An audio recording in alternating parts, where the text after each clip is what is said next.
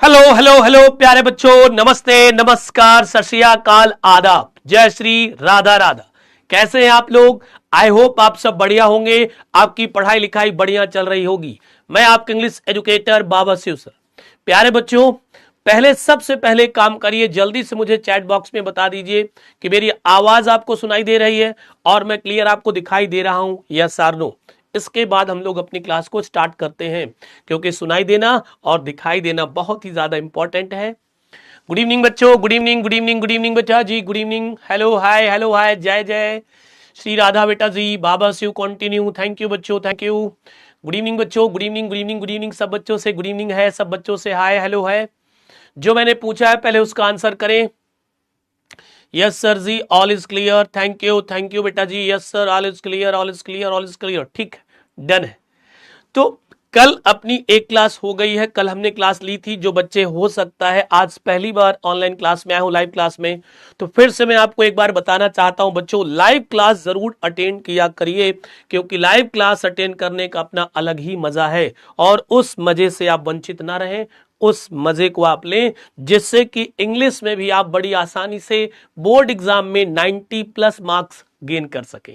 ठीक है dear students, तो चलिए स्टार्ट करते हैं आज की क्लास। जल्दी से सारे बच्चे क्लास पर आ जाएं, अपनी फ्लेमिंगो बुक अपने पास रख लीजिए, क्योंकि आज के सेशन में भी हम फ्लेमिंगो बुक ही पढ़ने वाले हैं। और जैसा कि आप यहां देख रहे हैं, आज जो बच्चों हम लोग पढ़ेंगे chapter number 2, that is last spring. आज हम लोग बच्चों कौन सा चैप्टर पढ़ने वाले हैं? चैप्टर 2 पढ़ने वाले हैं, ठीक है। चैप्टर 2 हम लोग पढ़ने वाले हैं लास्ट स्प्रिंग। ओके बच्चों, आइए देखते हैं chapter number 2, that is last spring.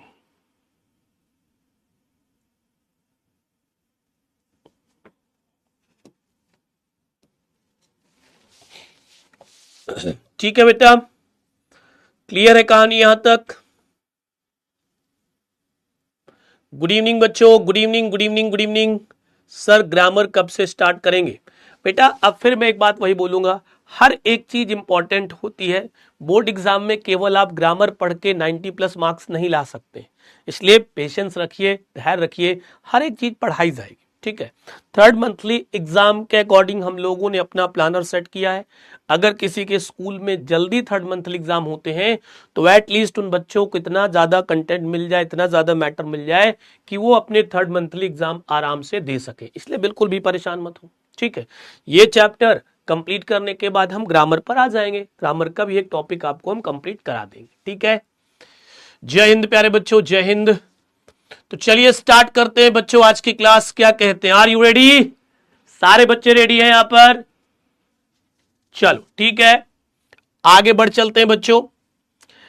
Recap की अगर बात करते हैं, लास्ट लेक्चर की बात करते हैं, लास्ट सेशन की बात करते हैं, लास्ट क्लास की बात करते हैं, प्रीवियस क्लास की बात करते हैं, तो उसमें हमने पोएम नंबर फर्स्ट कंप्लीट किया था, that was my mother eight 66। आपको याद है या भूल गए बेटा आप लोग?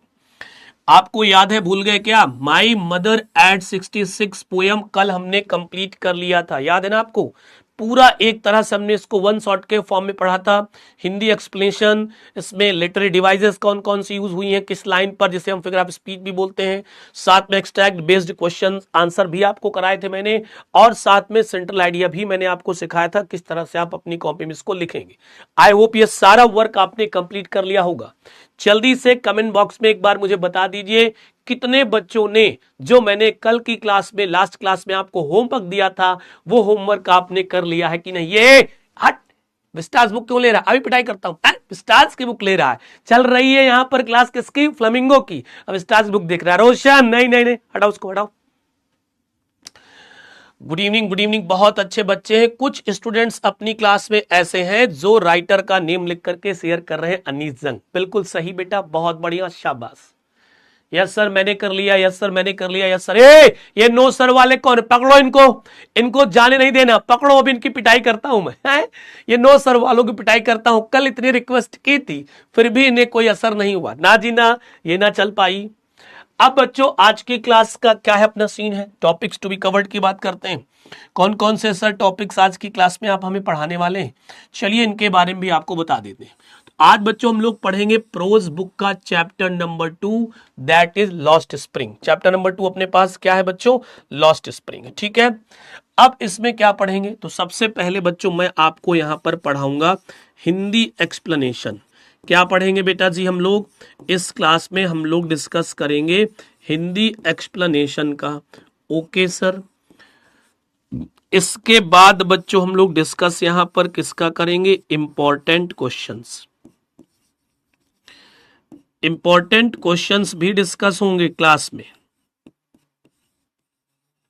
ठीक है, और एक इंपॉर्टेंट चीज और, कुछ बच्चे समझ गए होंगे कि सर यहां पर बताने वाले हैं इंपॉर्टेंट वर्ड मीनिंग। क्या बताने वाले हैं बच्चों? Important word meanings. बोलो भाई, ये सारी चीजें हैं, ये सारी चीजें हम लोग क्लास में कवर करने वाले हैं।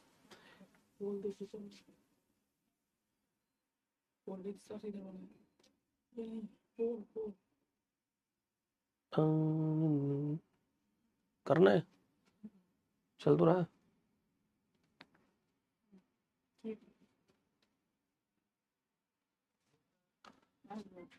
चलिए ठीक है बच्चों, good evening good evening good evening good evening good evening good evening good evening. सारे बच्चों से गुड इवनिंग है, क्लियर कट है कहानी?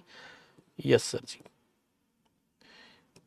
चलो, हिंदी एक्सप्लेनेशन। साथ में आपको मिलेंगे इंपॉर्टेंट क्वेश्चंस, ऐसे क्वेश्चंस जो बोर्ड एग्जाम में आपके हूबहू आपसे पूछे जाएंगे।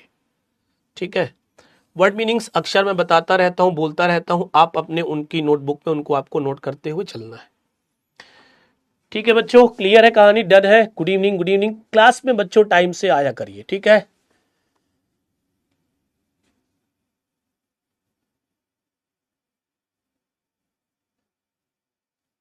कह रहा सर फर्स्ट चैप्टर नहीं पढ़ाया। बेटा फर्स्ट चैप्टर पढ़ा दिया है, फर्स्ट चैप्टर पढ़ा दिया। देखिए जाकर के क्लास में फर्स्ट चैप्टर पढ़ा दिया। फर्स्ट चैप्टर की क्लास हम लोगों ने यूट्यूब पर भी ली थी, ऐप पर भी वो क्लास आपको मिल जाएगी, आप चेक करेंगे वहां पर द लास्ट लेसन के नाम से बच्चों क्लास होगी।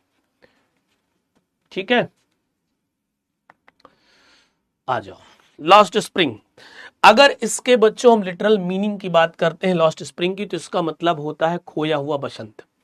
खोया हुआ बसंत का यहाँ पर मतलब उनसे है बच्चों जो गरीब बच्चे हैं, जिनका बचपन बहुत मुरझाया हुआ है, जिनका बचपन बिल्कुल भी अच्छा नहीं है। रेफरेंस कॉन्टेक्स्ट ना जीना, रेफरेंस कॉन्टेक्स्ट एक्सप्लेनेशन ये नहीं आता है बच्चों अपने बोर्ड एग्जाम में, डोंट वरी। यहां पर मैं आपको वही पढ़ाऊंगा जो हमारे बोर्ड एग्जाम में आएगा, इसलिए बिल्कुल भी इस चीज की चिंता ना करें कि सर हमारे सिलेबस से मैच करेगा नहीं करेगा। डोंट वरी, सब कुछ आपके सिलेबस पे मैच करेगा, वही आपको यहां पर पढ़ाया जाएगा। अब थोड़ी सी बच्चों हम लोग बात कर लेते हैं किसके बारे में? अपने राइटर के बारे में, जिन्होंने इस चैप्टर को लिखा है। उनका नेम आप बता रहे थे, अनीस जंग। बिल्कुल सही नेम बताया काफी बच्चों ने कि सर इस चैप्टर को लिखने वाली जो है वो अनीस जंग है। तो कुल मिलाकर बच्चों ये एक फीमेल राइटर है, अनीस जंगा नहीं, अनीस जंग है, एक लड़की है। ये मत कहना कि लड़का है, ठीक है? तो इन्हें हम लोग क्या बोलते हैं बच्चों? फीमेल राइटर है अनीस जंग, नेम याद रखिएगा। इनका बच्चों जो जन्म था 15 दिसंबर 1964 को हुआ था। इनका जन्म 1964 में हुआ था। कब बच्चों? 15 दिसंबर को। वाज बॉर्न इन राउरकेला, और इनका जन्म कहां हुआ था बच्चों? राउरकेला में हुआ था।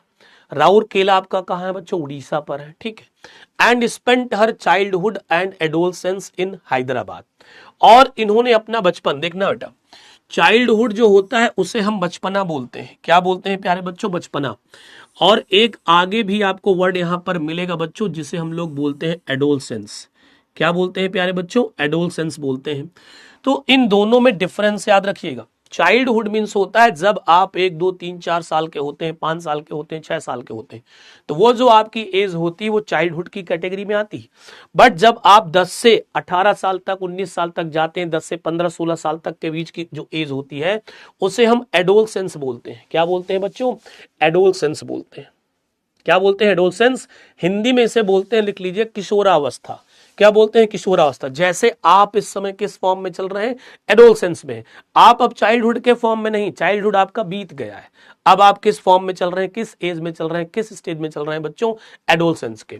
तो अनीस जंग के बारे में यहां पर बताया जाता है कि इनका जन्म तो राउरकेला में हुआ था, लेकिन इनका जो बचपना था और इनकी जो किशोरावस्था थी वो कहां पर स्पेंड की, हैदराबाद में। कुल मिलाकर के जन्म केवल वहां हुआ और रहती कहां पर थी, वो ज्यादातर हैदराबाद में रही 20-22 साल तक, ठीक है। She received her education in Hyderabad, Hyderabad में ही उन्होंने अपनी पूरी शिक्षा प्राप्त की। And in the United states of America, और हायर एजुकेशन के लिए, डिग्री लेने के लिए वो अमेरिका गई और वहां पर उन्हें अपनी पढ़ाई लिखाई की। हर पेरेंट्स वर बोथ राइटर्स, कितनी अच्छी बात है, उनकी जो मम्मी थी और जो पापा थे वो दोनों राइटर्स थे। जैसे अनीस जंग राइटर बनी, उससे पहले ही उनके मम्मी पापा बहुत ही फेमस राइटर्स थे।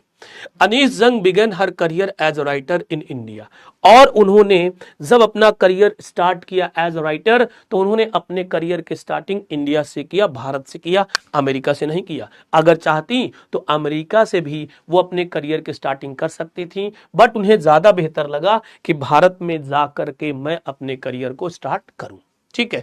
इतनी जानकारी इनफ है।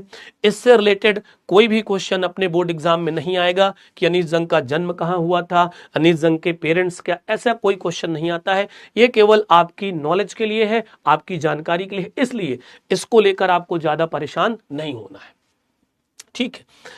आगे चलते हैं बच्चों। कहता है she has been an editor and columnist for major newspapers in India and abroad and has authored several books। Anees Jung के बारे में एक बात और जान ली बच्चों, अनीस जंग एडिटर भी थी, मतलब न्यूज़पेपर की एडिटर थी अनीस जंग, और वहां पर उनके कई सारे कॉलम्स भी निकलते थे, उनके लिखती थी न्यूज़पेपर के बारे में। और कहता है कि बहुत सारी उन्होंने बुक्स लिखी, उनके न्यूज़पेपर इंडिया में भी पब्लिश होते थे और उनके न्यूज़पेपर विदेशों में भी पब्लिश होते थे। The following is an extract from her book title lost spring. जो चैप्टर हम पढ़ने जा रहे हैं वो एक एक्सट्रैक्ट है। एक्सट्रैक्ट मींस बच्चों होता है, जैसे मान लीजिए सपोज दैट, एक्सट्रैक्ट का बच्चों जो मीनिंग होता है उसका मतलब होता है एक कोई बहुत बड़ी बुक है और उस बुक से कुछ छोटा सा अंश, छोटा सा पार्ट निकाल करके किसी दूसरे बुक में डाल दिया गया, उसको पढ़ाने के लिए, उसको समझाने के लिए। तो उनकी एक बहुत ही बच्चों फेमस बुक थी जिसका टाइटल क्या था बच्चों, लॉस्ट स्प्रिंग। जिसका टाइटल क्या था प्यारे बच्चों, लॉस्ट स्प्रिंग स्टोरीज, आगे क्या है, ऑफ स्टोलन चाइल्डहुड। यही हमारे चैप्टर का भी एक कंप्लीट नेम है, यही हमारे चैप्टर का क्या है बच्चों, कंप्लीट नेम है। तो जो उनकी एक बुक थी जिस बुक का टाइटल था lost spring stories of stolen childhood, ये पूरी किताब बहुत मोटी, उस मोटी किताब से छोटा सा अंश निकाल करके हमें दे दिया गया यहां पढ़ने के लिए, जिसमें हम 2 स्टोरीज पढ़ने वाले हैं, 2 बच्चों की कहानियां हम पढ़ने वाले, ठीक है। Here see analysis the grinding poverty and traditions which condemn these children to a life exploitations. इन 2 कहानियों के माध्यम से अनीस जंग गरीबी के बारे में बातचीत करती हैं और परंपरा के बारे में बातचीत करती हैं, जिनकी वजह से, किसकी वजह से, गरीबी की वजह से और कुछ परंपराओं की वजह से जो छोटे बच्चे हैं उनका आज भी शोषण हो रहा है, वो अपनी लाइफ सही से जी नहीं पा रहे हैं और अपनी जो ग्रोथ है वो सही से आगे नहीं बढ़ा पा रहे हैं। इन सब चीजों के बारे में उन्होंने इस बुक में लिखा है जिसका नेम है lost spring stories of stolen childhood.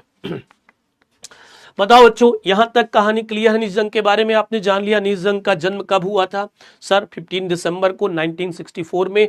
कहां जन्म हुआ था, राउरकेला में। राउरकेला कहां पर है, उड़ीसा पर है सर। इनका बचपना जो है सर और जो किशोरावस्था है वो हैदराबाद में बीती, भले उनका जन्म राउरकेला में हो, उससे हमें कोई लेना देना नहीं है। और कहता है कि जब इन्होंने हायर एजुकेशन के लिए शिक्षा ग्रहण करने की सोची तो ये अमेरिका गई, वहां पर इन्होंने अपनी हायर एजुकेशन की शिक्षा ली। इनके मम्मी पापा पहले से दोनों राइटर्स थे जिसका इन्हें बहुत ही फायदा मिला। अमेरिका में इन्होंने अपनी एज अ राइटर करियर की स्टार्टिंग नहीं की, इंडिया आने के बाद उन्होंने एज अ राइटर अपने करियर की स्टार्टिंग की। इसके अलावा ये बहुत से न्यूज़पेपर में एंगेज थी, वहां पर इनके कॉलम्स छपते थे, वहां पर ये अपनी न्यूज देती थी, चाहे अब्रॉड की बात हो चाहे इंडिया की बात हो। इसके बाद जो ये चैप्टर हम पढ़ने जा रहे हैं, चैप्टर एक अंश है उनकी बहुत ही फेमस बुक का जिसका नेम है lost spring stories of stolen childhood, ये एक बहुत मोटी बुक है। उस मोटी बुक से ये थोड़ा सा अंश निकाल करके हमें दे दिया गया है, जिसमें हम दो बच्चों की कहानियां पढ़ेंगे, जिसमें राइटर ने एनालिसिस किया है बहुत ज्यादा गरीबी की और कुछ ऐसी परंपराओं के बारे में वो उनकी कंडेम करती हैं, बुराई करती हैं, निंदा करती हैं कि ऐसी परंपराएं किसी काम की नहीं होती, अच्छी नहीं होती हैं, जो कि वहां के बच्चों की ग्रोथ को रोके और बच्चों को आगे बढ़ने से रोके और उनका शोषण करे। आई होप ये कहानी आपको अच्छे से बच्चों क्लियर होगी, ये सेट होगा।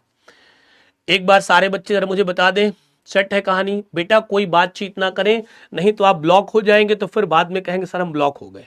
अगर यहां तक क्लियर है तो सारे बच्चे एक बार दिल फेंक करके मार देंगे, जिससे सर को आइडिया लग जाएगा कि जो भी चीज ये पढ़ाई गई है ये बिल्कुल यहां पर क्लियर है। बताओ बच्चों, क्लियर है?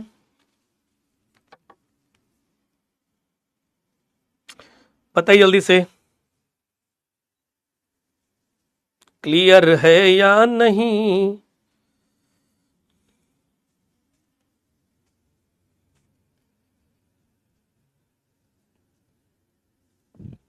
पत्रकार, हाँ पत्रकार भी थी, बोल सकते हैं, जर्नलिस्ट थी ये।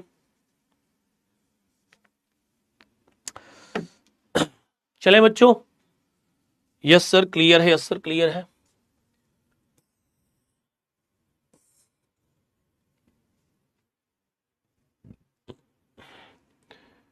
उन्नीस सौ 44 बता रहा है, चलो इसको मैं देख लेता हूं बेटा एक बार।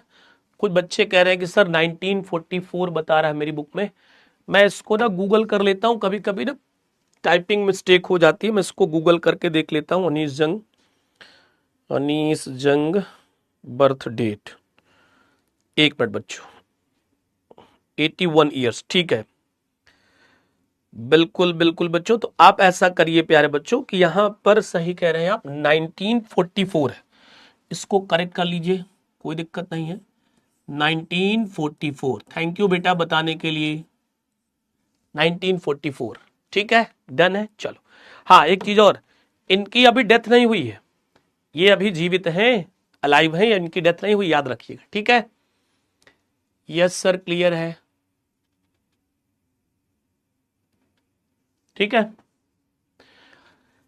मैं आपको बता रहा हूं, मैंने गूगल किया विकिपीडिया में, तो उनका जो डेट ऑफ बर्थ है बच्चों वही है, 1944 है, प्लीज, ठीक है। किसको? ये, हाँ ये,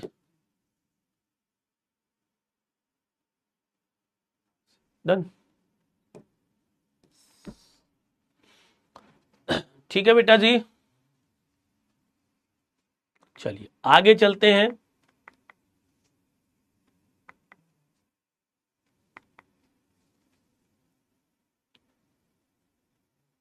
अब बात करेंगे बच्चों किसकी? इंट्रोडक्शन की बात करते हैं। किसकी बात करेंगे प्यारे बच्चों?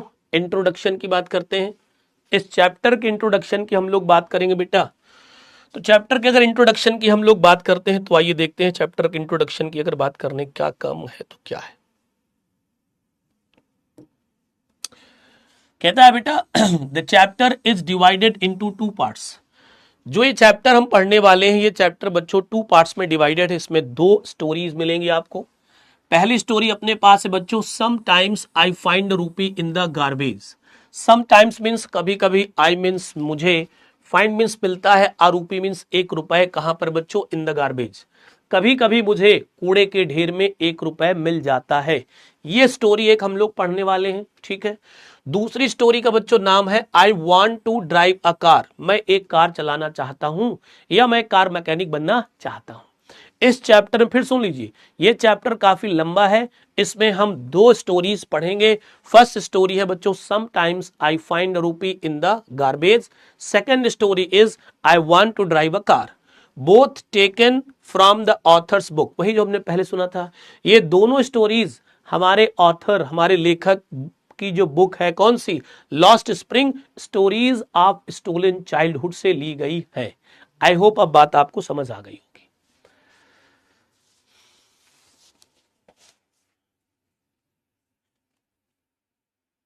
बेटा 1964 है, 1944 है, डोंट वरी, जो मैंने आपको बताया विकिपीडिया में उसको आप फॉलो कर लीजिए, ठीक है। डन है बच्चों यहां तक ना, तो याद रखिएगा इसमें जो नैरेटर है बच्चों वही अनीस जंग है। अगर आप बात करेंगे किसकी बच्चों, नैरेटर की, तो इसमें कोई दूसरा नैरेटर नहीं है। अगर कोई आपसे पूछता है कि नैरेटर कौन है, तो नैरेटर भी बच्चों हमारी कौन है इसमें, अनीस जंग ही नैरेटर है, याद रखिएगा। कौन नरेटर है बच्चों, अनीस जंग। और अगर कोई आपसे पूछता है राइटर कौन है बच्चों, राइटर, तो राइटर भी इसकी हमारी कौन है बच्चों, अनीस जंग ही है, ठीक है। ये एक्सप्लोर करते हुए पूरे इंडिया का भ्रमण कर रही थी, जहां पर उन्हें इस तरह का कुछ इंसिडेंट मिला तो उन्होंने इसे यहां पर लिख दिया अपनी बुक में, और वही हम लोग क्या कर रहे हैं अब आपको बता रहे हैं, वही हम लोग पढ़ रहे हैं, ठीक है।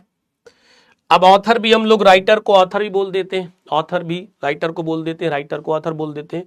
तो यहां पर कोई भी अपने पास वो नहीं, जैसे मैंने कहा chapter number 1 the last lesson में राइटर अलग है और नरेटर अलग है। राइटर वहां पर कौन थे बच्चों, अल्फांसो डाउडेट, और वहां पर जो नरेटर था वो कौन था, एक छोटा बच्चा था फ्रेंच, वो हमें उस कहानी को नरेट कर रहा था, सुना रहा था। तो यहां पर जिसने इस चैप्टर को लिखा है वही हमें कहानी के बारे में बताते हैं, तो इसलिए यहां पर दोनों क्या है बच्चों, सिमिलर है, सेम है।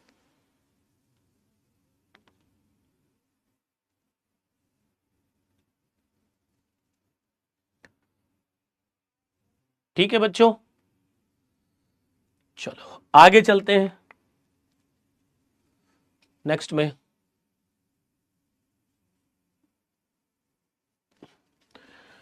Both the parts similarly talk about the miserable conditions of the children. ये बच्चों मैं आपको फिर बता रहा हूं, अगर आप अच्छे से इंट्रोडक्शन पढ़ लेते हैं तो पूरे चैप्टर का जिस्ट आपको समझ आ जाता है कि पूरे चैप्टर में स्टोरी कहां कहां रिवॉल्व कर रही, कहां घूम रही। इसलिए इंट्रोडक्शन अच्छे समझो। कहता बोथ द पार्ट्स, जो दो स्टोरीज हैं, दोनों स्टोरीज के जो हिस्से हैं, similarly talk about the miserable condition of the children, वो बच्चों की मिजरेबल कंडीशंस के बारे में ही बताती हैं। चाहे हम स्टोरी 1 की बात करें, चाहे स्टोरी 2 की बात करें, दोनों स्टोरीज में ही बच्चों की दयनीय स्थिति के बारे में बताया गया है कि जो बच्चों की स्थिति है बहुत ज्यादा खराब है, ठीक है। फिर है बच्चों यहां पर थ्रू द फर्स्ट पार्ट, पहले पार्ट के द्वारा वी कम टू नो, हमें यह पता चलता है क्या बच्चों, about the children picking rags wandering in the streets of Delhi. पहली कहानी के द्वारा हमें यह पता चलता है कि बहुत सारे ऐसे बच्चे हैं जो कूड़ा बिनने का काम करते हैं, कहां बच्चों, दिल्ली की गलियों में। And in the second part, और जो हमारी दूसरी कहानी है उससे हमें पता चलता है the children working in the glass factories of Firozabad, की कुछ ऐसे बच्चे हैं जो आज भी फिरोजाबाद की कांच बनाने वाली फैक्ट्री में वो काम कर रहे हैं। फिरोजाबाद कहां है, यूपी में, आप जानते हैं आगरा के पास है। तो वहां पर आज भी ऐसी फैक्ट्रीज हैं जहां पर ग्लास बनते हैं, मतलब कांच बनता है, कांच की चूड़ियां बनती हैं, वहां पर भी आज बच्चे काम करते हैं। और वो किस तरह से काम करते हैं, उनकी क्या स्थिति है, इन सब चीजों के बारे में हम लोग यहां पर डिस्कस करते हैं इन चैप्टर में, ठीक है। तो एक बात समझ आ गई बच्चों आपको क्या, कि सर जो दो स्टोरीज यहां पर हमें बताई गई हैं, उन दोनों स्टोरीज में एक चीज कॉमन है। क्या कॉमन है, कि बच्चों के बारे में ही बातचीत बताई गई। फिर समझ आ गया सबको यहां तक, क्लियर कहानी, इकट्ठे याद रखिएगा, साफ कर देते हैं ताकि आपको दिक्कत ना हो। ये जो चैप्टर है ये 2 पार्ट्स में डिवाइड है। पहले पार्ट्स में स्टोरी का name sometimes I find rope in the garbage, दूसरे पार्ट की स्टोरी का नाम I want to drive a car. दोनों ये जो स्टोरीज हैं एक ही चैप्टर, एक ही बुक से लिए, इसका नेम है lost spring stories of stolen childhood. ये बात मैंने आपको बता दिया। और दूसरी बात आपको याद रखना है कि जो दोनों स्टोरीज हैं ये बच्चों को कवर करती हैं। कुछ ऐसे बच्चे हैं जो आज भी कूड़ा उठाने का काम करते हैं, कूड़ा बिनने का काम करते हैं, वहां से कुछ पैसे कमाते हैं। कैसे वो पैसे कमाते हैं, कितना स्ट्रगल करते हैं कूड़ा बिनने में, ये सारी चीज हम स्टोरी में सीखेंगे। दूसरी स्टोरी हमें बताती है कि आज भी फिरोजाबाद एक ऐसी सिटी है जहां पर ग्लास बैंगल मेकिंग का काम होता है। वहां पर छोटे छोटे बच्चे वर्क कर रहे होते हैं जो उनके लिए, उनके हेल्थ के लिए अच्छा नहीं है, फिर भी वो वहां पर काम करते हैं। वो वहां पर क्यों काम करते हैं, उनकी क्या मजबूरी है, उनके घर वाले उनके साथ कैसा बर्ताव करते हैं, इन सारी चीजों का डिटेल्स हम लोग इसी चैप्टर में पढ़ने वाले हैं। तो आर यू रेडी, यस और no, please comments. Please comments.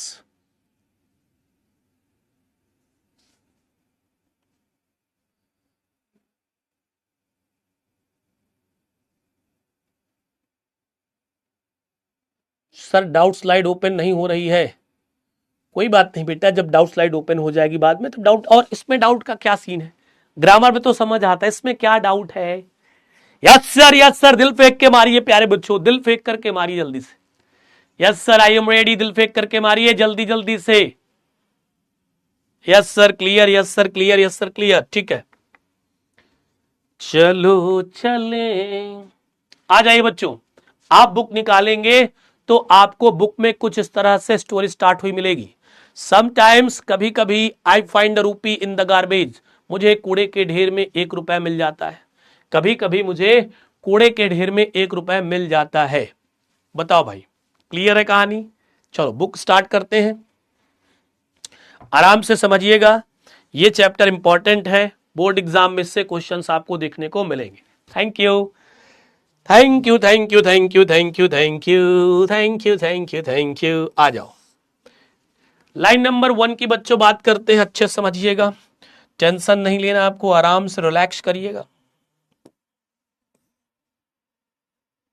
ठीक है, ना ना ना ना ना ना ना। चलो, कहता है बेटा यहां पर, why do you do this, I ask Saheb whom I encounter every morning scrounging for gold in the garbage dumps of my neighborhood। अब आराम से बुक निकाल लो और पेंसिल से अंडरलाइन करते हो चलो। ये जहां पर आपको बच्चों आई देखने को मिलेगा, समझ जाना यहां पर हम बात किसकी कर रहे हैं, अनीस जंग की, राइटर है।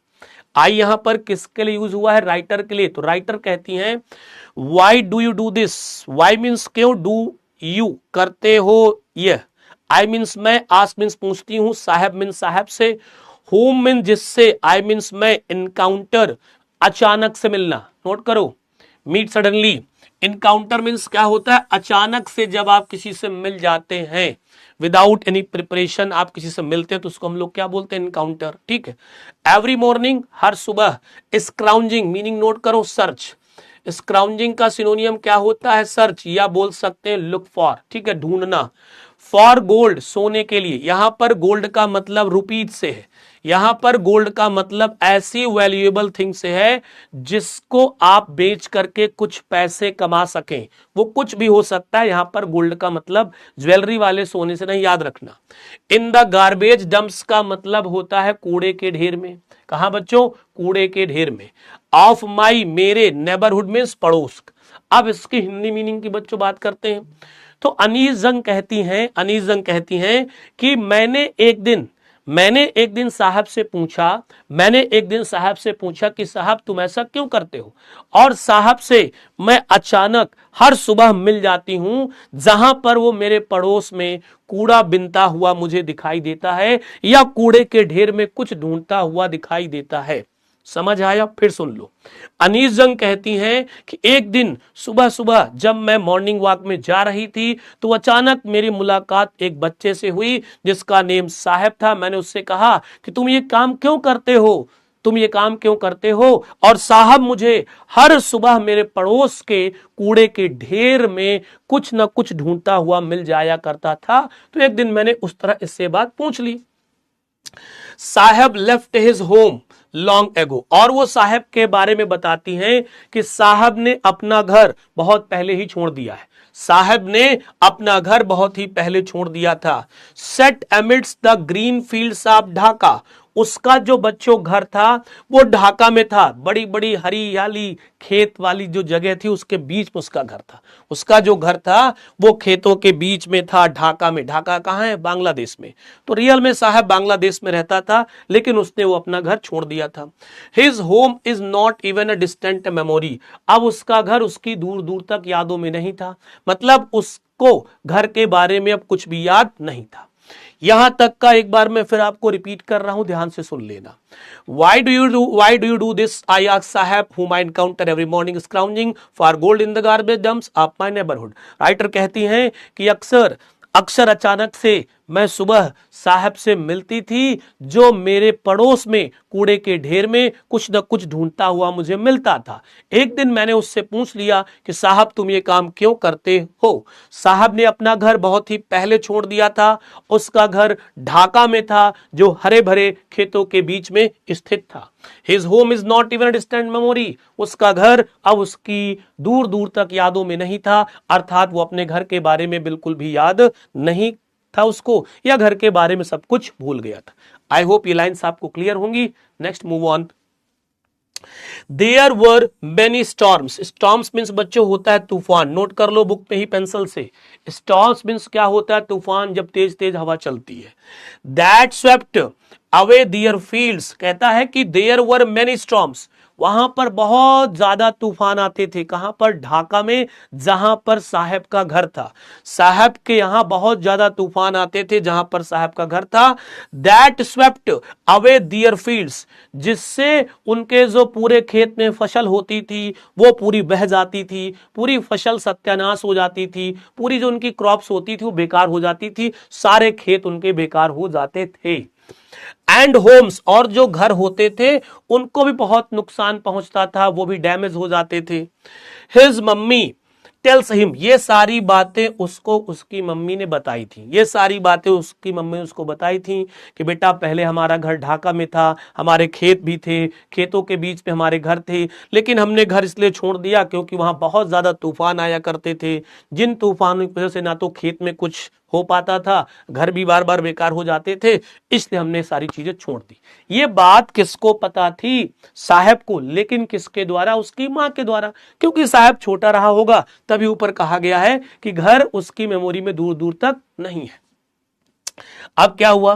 दैट्स वाई, इसी कारण से, लिख लीजिए बेटा फ्रेज, दैट्स वाई मीन्स होता है इसी कारण से। दैट्स वाई, इसी कारण से, they left looking for gold in the big city where he now lives. इसी कारण से, दे मीन्स उन लोगों ने, लेफ्ट मीन्स छोड़ दिया था, उन लोगों ने छोड़ दिया था, ठीक है क्या? अपने घर को, अपने गांव को, अपने खेतों को, इसलिए उन्होंने छोड़ दिया था इन परेशानियों की वजह से।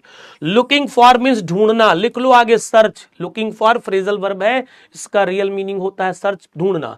लुकिंग फॉर गोल्ड, गोल्ड मैंने बताया था कोई भी ऐसी वैल्यूएबल थिंग जिससे आपका खर्चा पानी चल सके। अब वो ढूंढने लगे थे कहां? बड़े बड़े शहरों में गोल्ड ढूंढने लगे थे, ऐसी चीजें ढूंढने लगे थे, ऐसी थिंग्स ढूंढने लगे थे जिनको वो बेच करके अपना खर्चा चला सके। वेयर ही नाउ लिव्स, और अब वो उन्हीं बड़े शहरों में रहते हैं। तो उन्होंने अपना घर क्यों छोड़ा है? क्वेश्चन एग्जाम में आ सकता है, तो आपको बताना उन्होंने अपना घर इसलिए छोड़ा क्योंकि वहां पर अक्सर बहुत ज्यादा तूफान आते थे जिससे उनकी फसल नष्ट हो जाती थी, घर बेकार हो जाते थे, इसलिए उन्होंने अपने घर को छोड़ दिया। इसी कारण से अब वो बड़े बड़े शहरों में जाते हैं, वहां पर गोल्ड सर्च करते हैं और वहीं पर अब वो रहने लगे। क्लियर है? तो इस स्लाइड का पूरा अगर हम कंक्लूजन निकालें तो एक दिन अचानक से राइटर अनीस जंग साहब से मिलती है, जो कि एक बच्चा है छोटा, और उससे पूछती है कि साहब तुम ये काम क्यों करते हो? साहब करता क्या है? साहब कूड़े के ढेर में रोज सुबह कुछ न कुछ ढूंढता हुआ उनको मिल जाता है। तब एक दिन उन्होंने उससे ये बात पूछी, अभी उसने कोई जवाब नहीं दिया। राइटर हमें आगे स्टोरी बताती हुई चलती है, कहती है कि जो साहब है उसने जो उसका रियल घर था बहुत पहले छोड़ दिया था। फिर वो बताती हैं कि उसका जो रियल घर था वो बांग्लादेश में ढाका में था, जहां पर उसके खेत भी थे, खेतों के बीच में उसका घर था, लेकिन उसे घर के बारे में कुछ भी याद नहीं है। और यह भी बताती कि उन्होंने अपना घर क्यों छोड़ा, तो उनकी मां के द्वारा उसे ऐसा बताया गया था कि वहां पर बहुत ज्यादा तूफान आता था, आंधी आती थी, जिससे घर डैमेज हो जाता था, फसल खराब हो जाती थी, इसलिए हमने उस घरों को छोड़ दिया और अब हम बड़े बड़े शहरों में जाते हैं और अपनी जीविकोपार्जन को चलाने के लिए कुछ ऐसी चीज ढूंढते हैं जिससे कि रोज का खर्चा चल जाए। और जहां पर भी ऐसी कोई चीजें हमको मिलने लगती हैं और अब हम उन्हीं बड़े शहरों में रहने लगते हैं। आई होप ये बिल्कुल स्लाइड क्लियर है बेटा, जल्दी बताओ ये स्लाइड क्लियर है? अगर ये स्लाइड क्लियर है तो दिल की बरसात होनी चाहिए। किसकी बरसात होनी चाहिए बेटा? दिल की बरसात होनी चाहिए, दिल की। दिल दिल दिया, दिल ना दिया तो बोलो ना बोलो क्या किया, दिल ना दिया तो बोलो ना बोलो क्या किया, पढ़ ले नहीं तो दिक्कत बढ़ जाएगी, नहीं तो दिक्कत दिक्कत बढ़ जाएगी, नहीं तो दिक्कत बढ़ जाएगी। क्लियर है बच्चों? डन है? सारे बच्चों से कहो कि इंग्लिश की क्लास लाइव लें, नहीं तो बाबा से गुस्सा जाएंगे तो तीसरा नेत्र खुल जाएगा तो बच नहीं पाएंगे। ठीक है? चलिए बढ़िया, दन दनादन, बहुत अच्छे, शाबाश, वेरी गुड, वेरी नाइस, बहुत बढ़िया, very good, very good, very good. जो बोल रहा हूं उसको करते जाना बेटा, ठीक है ना? नहीं तो दिक्कत में आप ही आएंगे। क्या करते जाना है? मैंने आपको क्या बताया था? इनकाउंटर लिखो। क्या लिखो बच्चों? इनकाउंटर। इसके बाद क्या लिखना है? स्क्राउंजिंग सर्च होता है, ठीक है। इसके बाद स्टॉर्म्स, हिंदी लिखो यहां पर तूफान, बुक में लिख डालिए, जो आपके पास बुक है, कोई दिक्कत थोड़ी है, बुक में लिख सकते हैं। इसके बाद लिखो लुकिंग फॉर, लुकिंग फॉर के लिए क्या हो जाएगा बच्चों? सर्च हो जाएगा। क्या हो जाएगा? सर्च हो जाएगा। ठीक है, चलिए आगे चलते हैं प्यारे बच्चों। अब देखते हैं क्या हुआ। इतनी बातचीत आपने सुन लिया, अब रिप्लाई देगा कौन? रिप्लाई देगा साहब। अब रिप्लाई देने का टर्न किसका था बच्चों? साहब का टर्न था। देखते हैं साहब ने क्या रिप्लाई दिया। I have nothing else to do, he mutters. Mutters का नोट करो, मटर्स का नोट करो बेटा। मटर्स मीन्स होता है बुदबुदाना। मटर्स मीन्स क्या होता है बच्चों? लिखो जल्दी से, बुदबुदाना। जब कोई धीरे धीरे चीज आप बोलते हैं तो उसे हम लोग मटर्स बोलते हैं, बुदबुदाने से विस्पर्ड बोलते हैं, मरमर, मरमर ही बोलते हैं। क्या बोलते हैं? मरमर, ठीक है, बुदबुदाना। लिखा ना, मैंने लिख रखा है यहाँ पर मरमर, यहाँ पर मम्बल, विस्पर। ये तीनों मीनिंग किसके लिए है? मटर्स के लिए, याद रखना। अगला वर्ड बच्चों अपने पास यहाँ पर है ग्लिबली। ग्लिबली मीन्स होता है बच्चों बड़ी चालाकी से, वेरी क्लियरफुली, वेरी, समझ गए ना, केयरफुली, बड़ी सावधानी पूर्वक, बड़ी चालाकी से, या वेरी क्लेवरली बोल सकते हैं हम लोग। अब क्या कहता है? I have nothing else to do, he mutters, looking away, go to school. अब क्या हो बच्चों?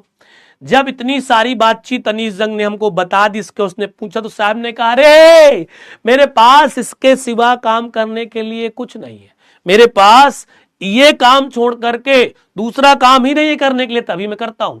और उसने ये बात देखते हुए, अनीस जंग की ओर देखते हुए धीरे से बोली, पढ़ाते हुए, नहीं ऐसी बात नहीं है मैम, मेरे पास इसके सिवा कोई काम भी तो नहीं है, मैं कौन सा काम करूंगा, इसीलिए मैं काम करता हूं, ऐसा बोला। अनीस जंग ने तुरंत कहा, क्या कहा प्यारे बच्चों?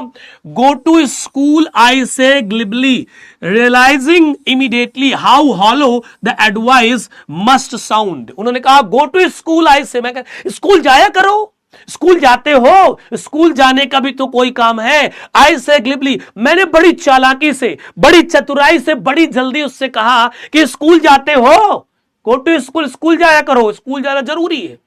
लेकिन फिर क्या कहती है? रियलाइजिंग, महसूस हुआ, इमीडिएटली मींस तुरंत, जल्दी, सून, इमीडिएटली, मुझे तुरंत यह महसूस हुआ, हाउ हॉलो, कि कितनी खोखली, द एडवाइस मीन सलाह, मस्ट साउंड। उन्होंने कहा लेकिन मुझे तुरंत यह महसूस हो गया कि जो बात मैंने उससे बोली है, इस सलाह में बिल्कुल भी दम नहीं है। क्योंकि उनको पता था कि स्कूल कहां जाएगा, स्कूल जाने के लिए पैसा चाहिए, घर वालों के पास पैसा नहीं होगा, तभी तो ऐसा कर रहा है। जैसे मैं बात बोलूं आपसे, आपने बायो ले रखी, कुछ बच्चे बायो ले रखे होंगे, और मैंने उनसे कहा अरे इंजीनियरिंग कर लो ना, बीटेक, तो आपको लगे अरे सर कैसी बात, फिर तुरंत समझ, अरे मुझे तो ये बात बोलनी ही नहीं चाहिए थी, क्योंकि आप बीटेक नहीं कर पाएंगे मतलब इंजीनियरिंग नहीं कर सकते, आप नीट कर सकते हैं। मैं बोल सकता हूं ना ये बात।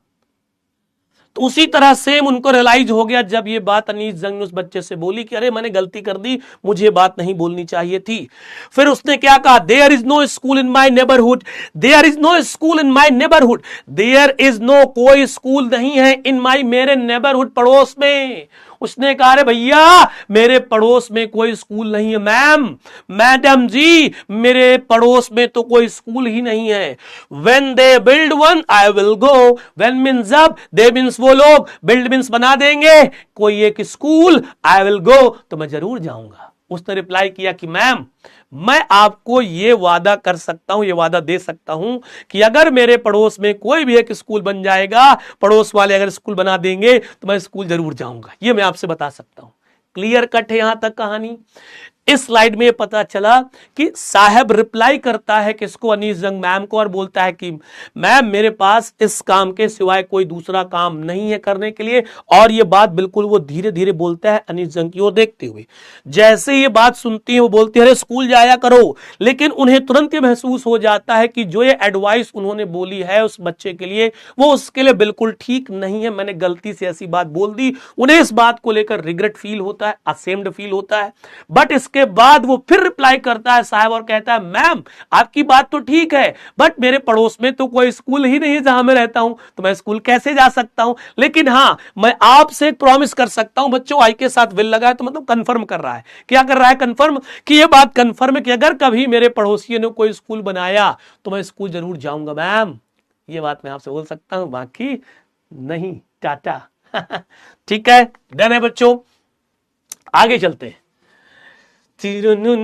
अब मैम भी जो है वो भी कमजोर नहीं है। मैम मतलब अनीस जंग, अनीस जंग भी फॉर्म में। अनीस जंग ने क्या कहा? If I start a school will you come, I ask आप जोकिंग। इफ मीन्स यदि, आई मीन्स मैं, स्टार्ट मीन्स शुरू करती हूं, स्कूल मीन्स एक स्कूल, विल यू कम क्या तुम आओगे। मैंने फिर उस बच्चे से कहा साहब से कि अच्छा बताओ अगर मैं स्कूल स्टार्ट करती हूं तो तुम स्कूल आओगे। आई आस्क हाफ जोकिंग, मजाकिया अंदाज में मैंने हल्के फुल्के मजाक में उससे पूछा अच्छा है बताओ बेटा अगर मैंने स्कूल स्टार्ट किया तो मेरे स्कूल आओगे। बताओ आप लोग, अगर मैंने स्कूल स्टार्ट किया तो आप लोग मेरे स्कूल आओगे? यस और no? Yes he said smiling broadly, बड़ी तेजी से आऊंगा स्कूल आऊंगा मैम, मतलब हंसते हुए स्कूल आऊंगा मैम, खुश हो गया, दांत निकाल के हंसा स्कूल आऊंगा मैम, खुश हो गया, बढ़िया बेटा। अब क्या था, यहां से कन्वर्सेशन कंप्लीट हुआ, चले गए सब अपने अपने घर, सबका टाटा बाय बाय हो गया। अब क्या होता है, A few days later, I see him running up to me. Is your school ready? अब कुछ दिनों के बाद फिर से क्या हुआ, अनीस जंग और साहब मिले। A few days later, कुछ दिनों के बाद, I see मैं देखती हूँ him means उसको running up to me, मेरे पीछे पीछे दौड़ रहा होता है। Is your school ready? फिर कुछ दिनों के बाद क्या हुआ, मॉर्निंग वॉक अनीस जंग निकली और वो मॉर्निंग वॉक कर रही थी। उन्होंने देखा कि उनके पीछे पीछे साहब भी दौड़ रहा है और पूछ रहा है इज योर स्कूल रेडी, क्या आपका स्कूल रेडी है। मैम हेलो मैम, मैम बताओ आपके स्कूल बन गया, मैम मैम बताओ आपके स्कूल बन गया। इस तरह से वो उनसे पूछ रहा है, इस तरह से पूछता हुआ उनके पीछे पीछे दौड़ता हुआ जा रहा है। वो कौन कौन जा रहा है, बताओ बताओ कौन है। कट लेंचो नहीं, साहब। कौन जा रहा था, साहब। अब भाई रिप्लाई देंगी, कौन रिप्लाई देंगी, मैम। क्या कहती ma'am, it takes longer to build a school, I say embarrassed at having made a promise that was not meant. देखो कितनी अच्छी बात बोली है उन्होंने, क्या कहती हैं, it takes longer to build a school, I say, मैंने उससे कहा इट टेक्स, ये लेता है बहुत समय स्कूल बनाता है। जब कोई स्कूल बनाता है बच्चे काफी टाइम लगता है, स्कूल बनाने में काफी समय लगता है बेटा। स्कूल कोई चिल्ली पिल्ली का काम नहीं, जल्दी बनाया खत्म, स्कूल बनने में टाइम लगता है। अच्छा, embarrassed at having made a promise, लेकिन वो कहती है कि मैंने जो उससे वादा किया था उस वायदे से मुझे एम्बेरस्ड फील हो रहा था, मतलब मुझे शर्मिंदगी महसूस हो रही थी जो वादा मैंने उससे किया था। दैट वॉज नॉट मीन्ट, जिसका कोई मतलब नहीं था, जिस वादे का कोई अर्थ नहीं था, क्योंकि उन्हें स्कूल बनवाना ही नहीं था। उन्होंने उस बच्चे से एक फेक प्रॉमिस कर लिया था, इसीलिए उनको ऐसा लग रहा था कि जो ऐसा वादा है जिसका कोई मतलब नहीं है, मैंने उस बच्चे से वो वादा कर लिया था, अब उस वादे मुझे शर्मिंदगी महसूस हो रही है, मुझे लज्जा लग रही है, मुझे बिल्कुल भी अच्छा नहीं लग रहा है। कौन कह रही है, अनीस जंग। और सुनिए क्या कहती हैं, but promises like mine abounded in every corner of his bleak world. अब बच्चों यहां पर थोड़ा सा 1 मिनट,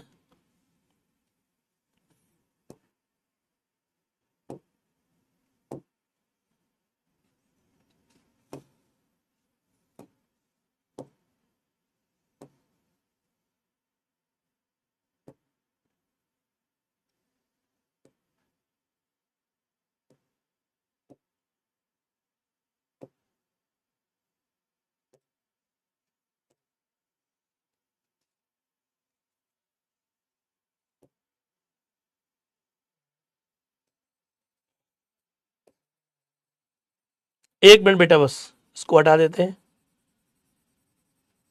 ठीक है।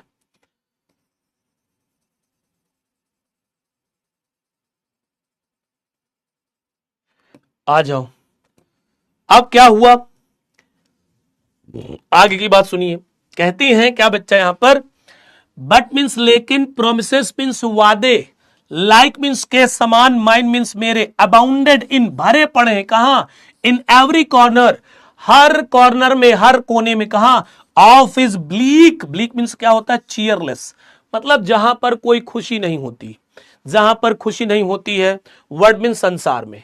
और वो ये भी कहती हैं, निजन कहती हैं, बट प्रोमिसेस लाइक माइन, लेकिन अगर मैं सच बात करूं ना, मेरी तरह के बहुत सारे ऐसे प्रोमिसेस हैं, मेरी तरह के बहुत सारे ऐसे वादे हैं जो इस बेरंग संसार में भरे पड़े हुए हैं, इस बेरंग संसार में भरे पड़े हुए हैं, हर कोने में आपको इस तरह के फेक प्रोमिसेस मिल जाएंगे जिनका रियलिटी में कोई लेना देना नहीं है। आई होप ये बात आपको बच्चों समझ आ गई होगी। ठीक है बेटा, क्लियर है कहानी, फिर से देख लीजिए बेटा।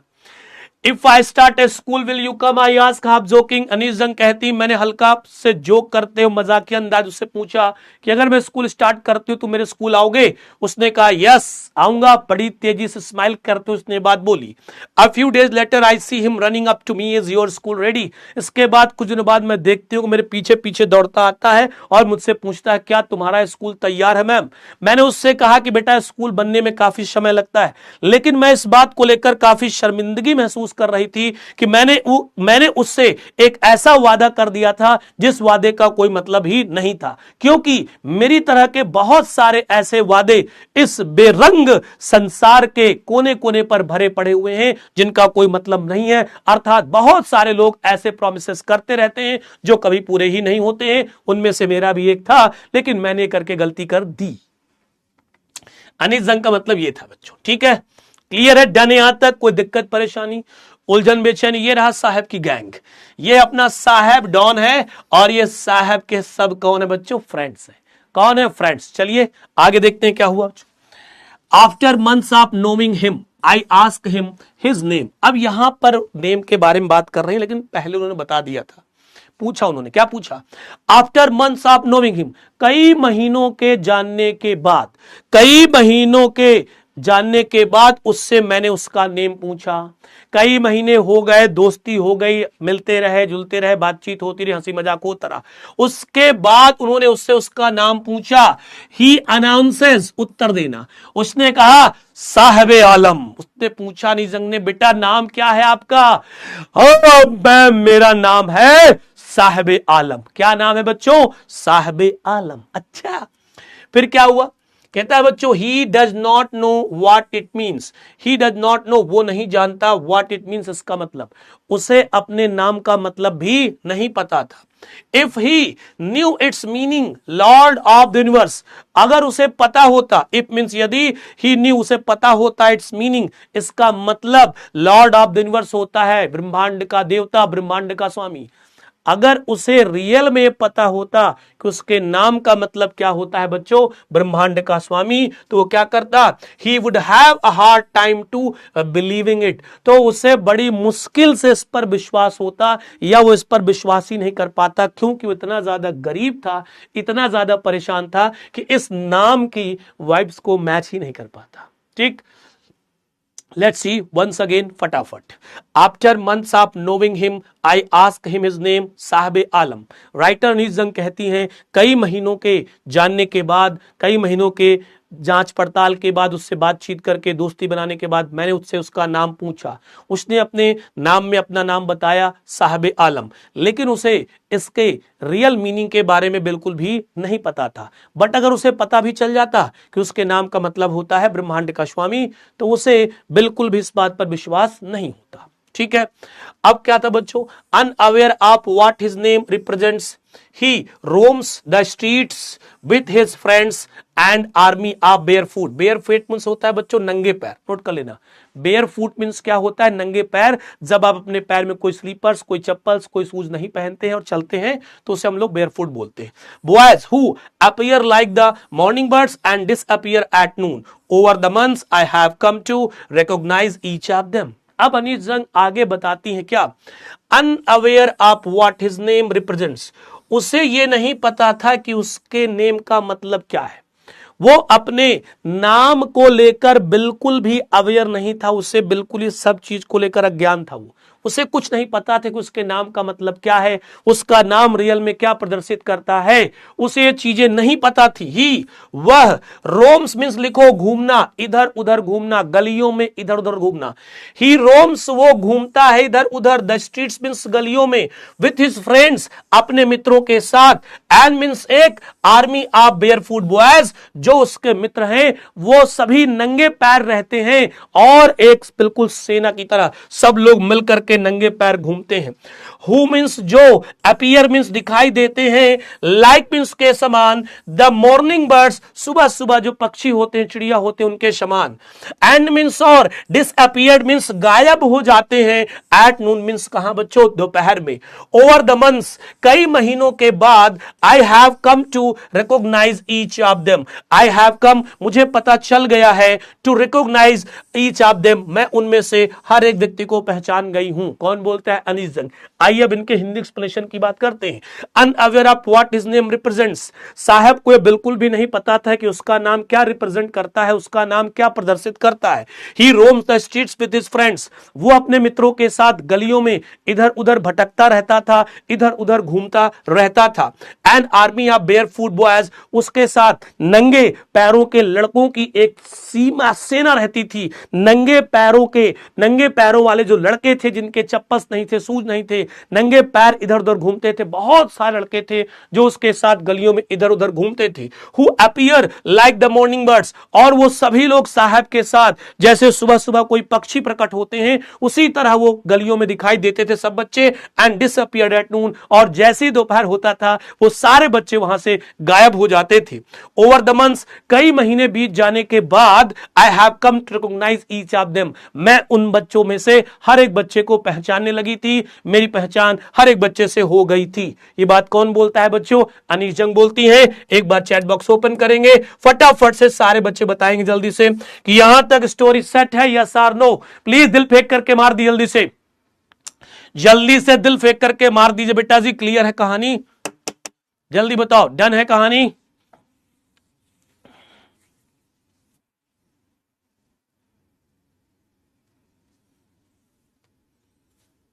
डन है,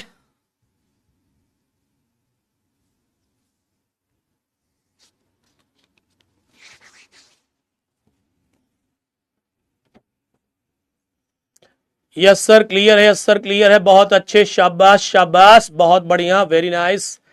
दंदना दन दन दन दाना, दंदना दन दन दन दाना, बढ़िया, क्लियर क्लियर सर जी clear, yes yes yes yes, बढ़िया पढ़िए बेटा, मजा आएगा। नोट कर रहे हैं ना जो बोल रहा हूं, यस सर जी, नोट करते चलिएगा।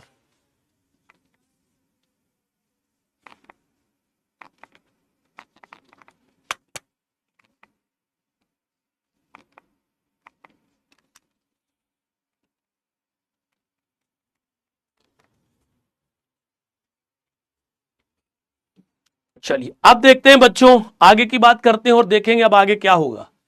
इतनी बातचीत हो गई, नंगे पैर सारे बच्चे घूमते थे, तो जाहिर सी बात है अनीस जंग का जो माइंड है वो उनके पैरों पर जाएगा, और ऑब्वियस सी बात है कोई भी व्यक्ति होगा वो पूछेगा कि आप नंगे पैर क्यों घूम रहे हैं। आइए वहीं पर आपको ले चलते हैं और देखते हैं अनीस जंग की बातचीत कैसे क्या हुई। ओके सर जी, मैं ना भूलूंगा। Why aren't you wearing chappals, I ask one, my mummy did not bring them down from the shelf, he answer simply. अब क्या हुआ, अनीस जंग की नजर जब बच्चों के पैरों पर पड़ती है तो अनीस जंग पूछती है, कहती है कि why aren't you wearing chappals, आप लोग चप्पल्स क्यों नहीं पहनते हैं, आप लोग चप्पल्स क्यों नहीं पहनते हैं। आई आस्क वन, मैंने उन बच्चों में से एक बच्चे से पूछा।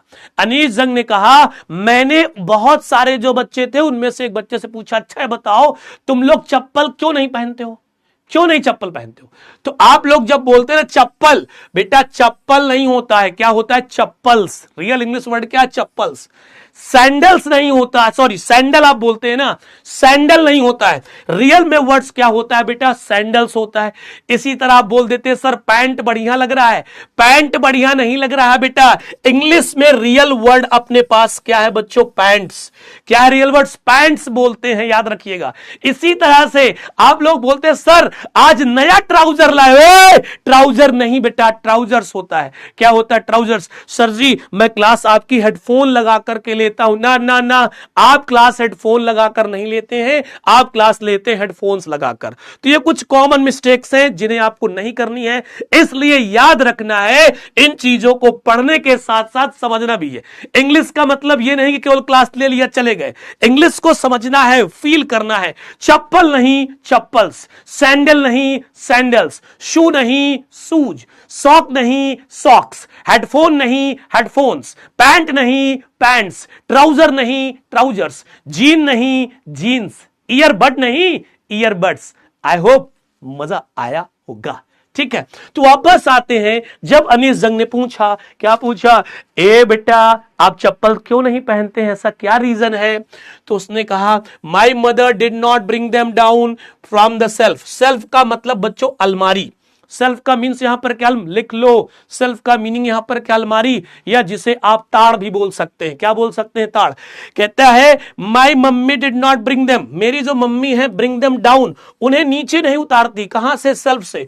जो मेरे चप्पल्स हैं वो अलमारी में रखे, मेरी मम्मी अलमारी से चप्पल नीचे उतारती ही नहीं है, इसलिए मैं नहीं पहनता हूं। ही आंसर सिंपली, उसने बड़े ही साधारण तरीके से आंसर दिया, आराम से। अब दूसरा बच्चा, even if she did, he will throw them off, adds another who is wearing shoes that do not match. अब क्या हुआ? even if कहता है कि हालांकि, अगर, अगर सी मीन्स मम्मी के लिए, सी अगर उसकी मम्मी ने डिड ऐसा कर दिया, चप्पल उतार भी दिए ना। मैम सुन रही ना? मैम आप सुन रही ना? अगर इसकी मम्मी ने वो चप्पल उतार भी दिए ना तो क्या होगा? He will throw them off, तो ये उनको फेंक देगा, ये नहीं पहनेगा, ये उनको फेंक देगा। एड्स मतलब जोड़ा, अनदर दूसरे, हु मीन्स जो, इज मीन्स है, वेयरिंग मीन्स पहने हुए, शूज मीन्स बच्चों जूते, दैट मीन्स जो, डू नॉट मैच मैच नहीं करते। ये बच्चा था, ये चीली था, चीली, ये देखो एक दूसरा शूज एक दूसरा शूज। उसी बीच में एक ऐसे बच्चे ने अपनी बात बोल दी जिस बच्चे ने शूज तो पहन रखे थे लेकिन उसके शूज मैच नहीं कर रहे थे। एक पैर में दूसरा शूज था और एक पैर में दूसरा शूज था।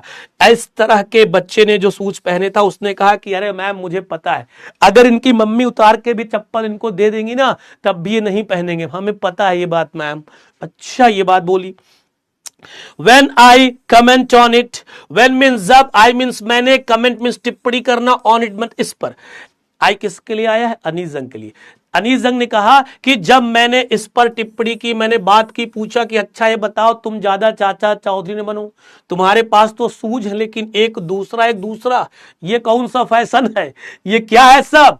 तो ही सफल्स हिज फीट, सफल्स मींस पीछे खींचना, तो उसने क्या किया? अपने पैरों को पीछे खींच लिया। उसको पता चल गया कि लग रहा है मैम ने मेरे शूज देख लिए, उसने अपने पैरों को पीछे खींच लिया। फीट प्लूरल है, याद रखना है, फीट प्लूरल है और फूट क्या है बच्चों? सिंगुलर। ओके, चाइल्ड सिंगुलर है, चिल्ड्रन क्या है? प्लूरल। मैन सिंगुलर है, मेन क्या है? प्लूरल। एंड सेज नथिंग, और उसने कुछ नहीं कहा, कुछ नहीं बोला। बेचारा चिल्ली शर्मा गया, अपने पैरों को पीछे खींच लिया कि लग रहा है मैम ने मेरे शूज देख लिया, मेरी मैम मौज ले रही है। डर गया बेचारा, शर्मा गया। तो वही बात हुई, फिर से देखते हैं एक बार। Why aren't you wearing chappals? I asked one. मैंने उन बच्चों के जो ग्रुप में बहुत सारे बच्चे थे उनमें से एक बच्चे से मैंने पूछा, अच्छा ये बताओ बेटा तुम लोग चप्पल्स क्यों नहीं पहनते हो?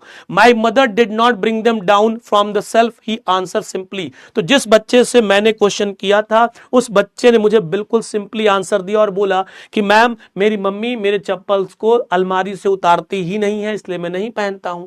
Even if she did, he will throw them off at that's another who is wearing shoes that do not match. एक ऐसा बच्चा वहां पर भी था जिसने उस दिन शूज पहन रखे थे लेकिन उसके शूज मैच नहीं कर रहे थे, एक पैर में दूसरा शूज था, एक पैर में दूसरा शूज था। वही बच्चा उस आंसर के बाद एक लाइन जोड़ देता है और अनिल जंग से कहता है कि मैम अगर इनकी मां वो चप्पल्स निकाल करके भी नहीं देंगी ना तब भी नहीं पहनेंगे, ये उन चप्पल्स को फेंक देंगे।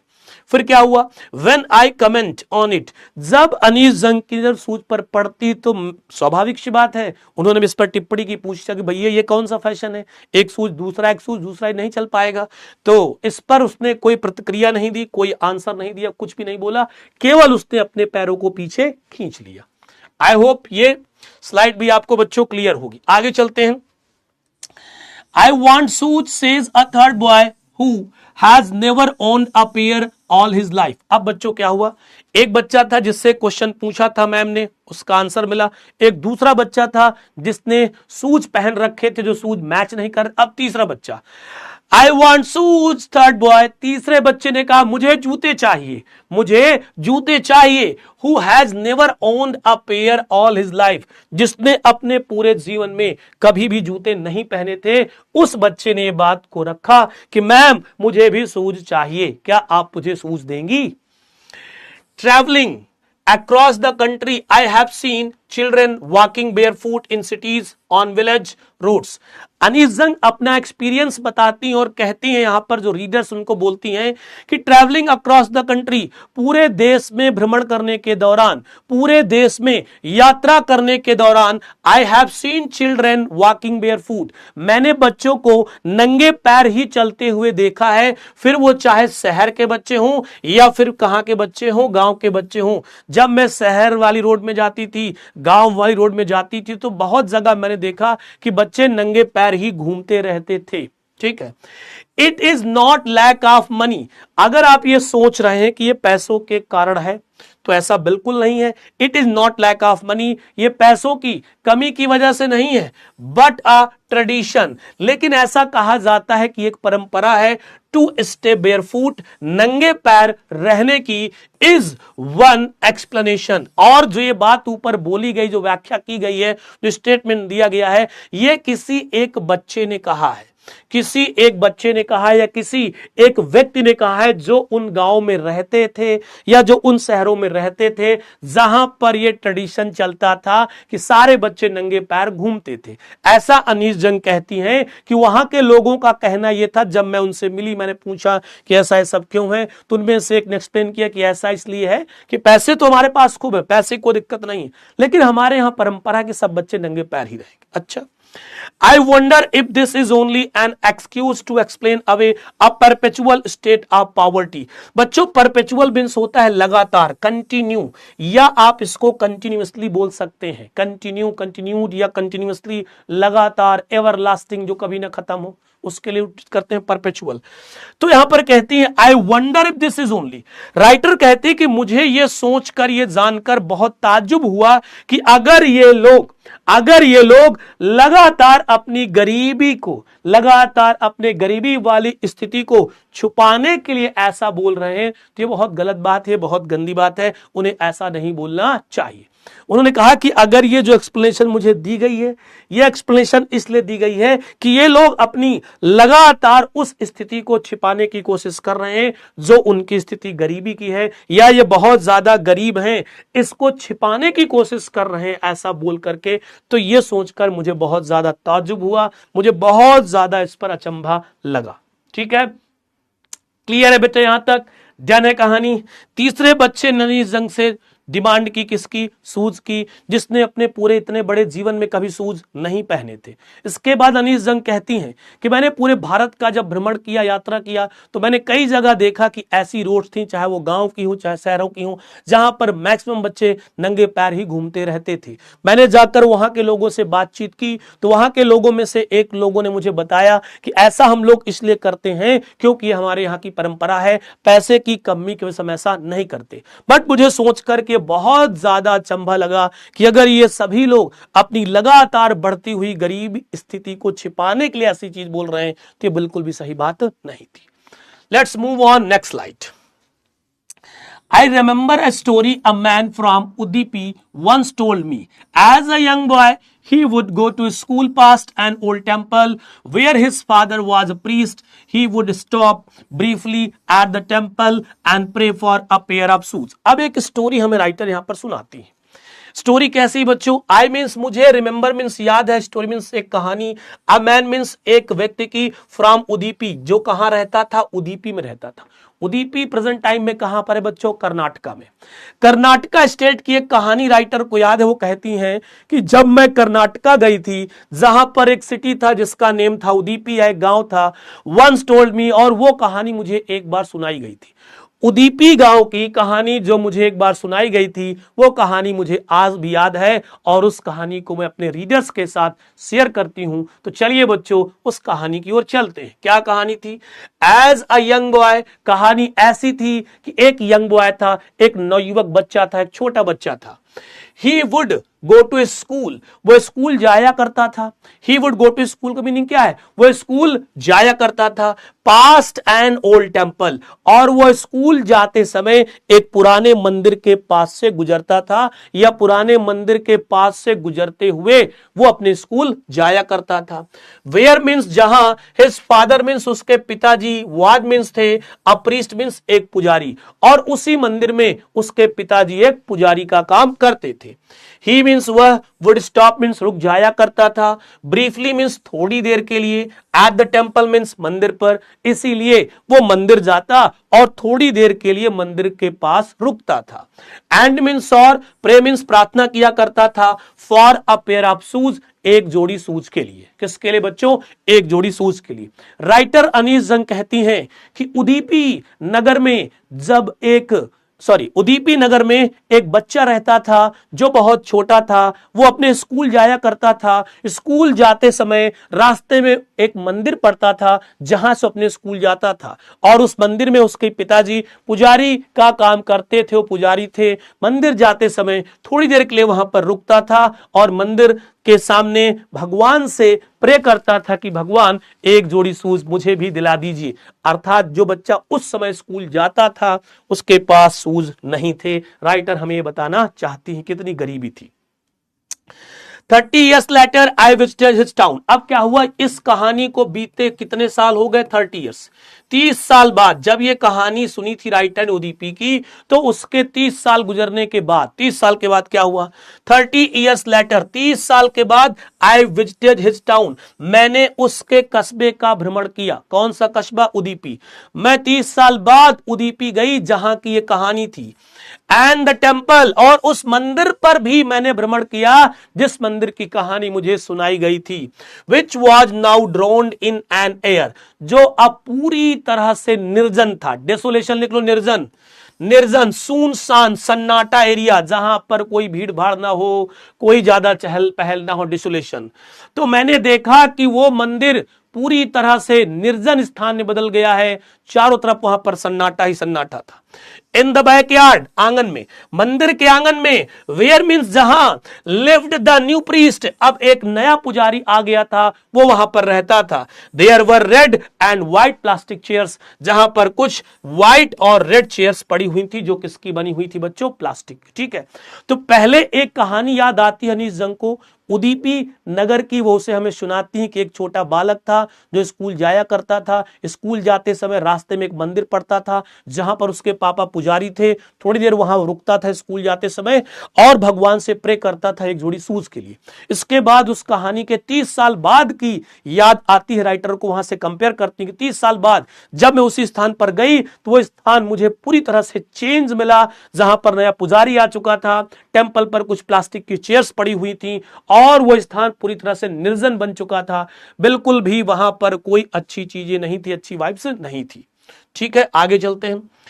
A young boy dressed in a grey uniform. अचानक से क्या देखती है कि एक बच्चा ग्रे यूनिफॉर्म में आता है. एक बच्चा जो है ग्रे यूनिफॉर्म पहने हुए है और वो वहां पर पहन करके यूनिफॉर्म आता है. वेयरिंग सॉक्स एंड शूज, और उसने अपने पैरों में शूज और सॉक्स भी वेयर किए हुए हैं, वो जूते मोजे भी पहने रखे हुए. अराइव्ड, पेंटिंग मींस लिखो बच्चों हाफना. पैंटिंग मीन्स क्या होता है बच्चों? हाफना होता है। मैंने कहा था ना PANT, पैंट एक वर्ब है आपकी। क्या है बच्चों? वर्ब। इसका मतलब होता है हाफना। इसे आप नाउन बना लेते हैं। नहीं नहीं, PANTS क्या लिखेंगे? PANTS, pants. ये आपका नाउन है जो आप पैंट्स पहनते हैं। ठीक है, क्लियर है बच्चों? डन है कहानी। और अगर इस पैंट्स की हम बात करें ना बेटा, पैंट्स, तो जैसे आप बोलते हैं क्या बच्चों? Half pants. नहीं नहीं, हाफ पैंट्स गलत होता है बेटा, क्योंकि पैंट्स का मतलब ही होता है हाफ। क्या होता है? हाफ। पहले स्कूल में देखा होगा, छोटे में हम लोग हाफ पैंट पहनकर स्कूल जाते थे, तो हम लोग गलत बोलते थे। हमें पता ही नहीं था कि हाफ पैंट्स नहीं बोलना है, केवल क्या बोलना है? पैंट्स। तो पैंट्स का मतलब ही बच्चों हाफ होता है। हाफ पैंट्स नहीं बोलिएगा आज के बाद, ठीक है? और पैंट का मतलब होता है, वर्ब अगर होगी तो उसका मतलब होता है हाफना। क्या होता है? हाफना। एंड हिज स्कूल बैग, और देखा उसने अपना स्कूल बैग फेंक दिया। कहां पर? ऑन अ फोल्डिंग बेड, एक फोल्डिंग बेड पर। कहां पर फेंक दिया बच्चों? फोल्डिंग बेड पर उसने अपना बैग फेंक दिया। ठीक है। लुकिंग एट द बॉय, बच्चे की ओर देखते हुए, आई रिमेंबर्ड, मुझे याद आ गई, द प्रेयर अनदर बॉय, एक दूसरे बच्चे की प्रेयर याद आ गई, had made to the goddess, जो हमेशा देवी मां से प्रेयर करता था, when he had finally got a pair of shoes, जब उसे अंततः एक जोड़ी जूते मिल गए थे तो भी वो प्रेयर करता था मां से। क्या प्रेयर करता था? Let me never lose them, मां ये जो जूते हैं ये कभी मुझसे अलग ना हो, मैं कभी इन जूतों को खोऊं नहीं, ये मुझसे कभी जूते खोए नहीं, ऐसी प्रेयर करता था। इतनी ज्यादा गरीबी थी समझो। और आप लोग इतने अच्छे हैं तब भी आप पढ़ाई नहीं करते, मक्कार ही करते हैं, पढ़ाई नहीं चल पाएगा सब ये। आ जाओ बेटा। फिर देखते हैं। A young boy dressed in a grey uniform, wearing socks and shoes, arrived panting and threw his school bag on a folding bed. थोड़ी देर के बाद अनीजंग क्या देखती हैं? एक छोटा बच्चा स्कूल जाने के लिए पूरी यूनिफॉर्म पहन करके आता है। यूनिफॉर्म ग्रे कलर की होती है, उसने सॉक्स भी पहन रखे हैं, शूज भी पहन रखे हैं, और वो बड़ी तेजी से हाँफते हुए आता है और अपने बैग को उतार करके फोल्डिंग बेड पर फेंक देता है। ठीक। लुकिंग एट द बॉय, और जब अनीजंग उस बच्चे की ओर देख रही होती हैं, उसी समय उन्हें एक दूसरे बच्चे की प्रेयर याद आ जाती है, जो बच्चा जूते मिलने के बाद माता जी से, देवी माता से हमेशा प्रेयर करता रहता था कि मां ये शूज मुझसे दूर ना हो, मुझसे ये कभी अलग ना हो। सॉरी, आगे आ जाओ। The goddess had granted his prayer, goddess ने, जो देवी माता थी, उन्होंने उस बच्चे की प्रेयर को स्वीकार कर लिया था, उसकी प्रार्थना को मान लिया था कि ठीक है बेटा, तुम्हें शूज मिलेगा और तुम्हारे पास रहेंगे। Young boys like the son of the priest now वोर शूज, अब वो कहती है उस कहानी के 30 साल बाद, क्या कहती हैं बच्चों? कि यंग बॉयज, छोटे छोटे जो लड़के हैं, like the son of the priest, जैसे कि इस पुजारी का बच्चा, जैसे कि इस पुजारी का बच्चा, नाउ मीन्स ऑफ वोर मीन्स शूज, शूज पहनते हैं। उसने कहा, किसने कहा? नीजंग ने कहा, राइटर ने, कि अब जैसे इस पुजारी के बच्चे ने शूज पहन रखे हैं, उस तरह से बहुत सारे छोटे छोटे बच्चे हैं जिनको अब शूज मिल जाते हैं। ठीक है, डन है। बट लेकिन many others like the rag pickers in my neighbourhood remain shoelace, ये लाइन दिल छू लेगी बच्चों आपकी। लेकिन वो ये भी कहती है, लेकिन अभी भी बहुत सारे ऐसे लड़के हैं, बहुत सारे ऐसे बॉयज हैं, जैसे कि मेरे पड़ोस में कूड़ा बिनने वाले लड़के, जो अभी भी जूतों से रहित हैं, जिनके पास अभी भी जूते नहीं है। समझ आया? तो मतलब कहने का है कि पहले से गरीबी कुछ कम हुई है, बट इतनी ज्यादा कम नहीं हुई है, या पूरी तरह से गरीबी अभी खत्म नहीं हुई है कि हर एक बच्चे को एक जोड़ी शूज मिल सके। यहां तक कहानी क्लियर समझ आ रही है तो बोलो यस सर, और फेंक के मारो इस बार फायर इमोजी। तब तक मैं थोड़ा सा पी लेता हूं पानी। क्या पी लेता हूं बेटा? पानी पी लेता हूं।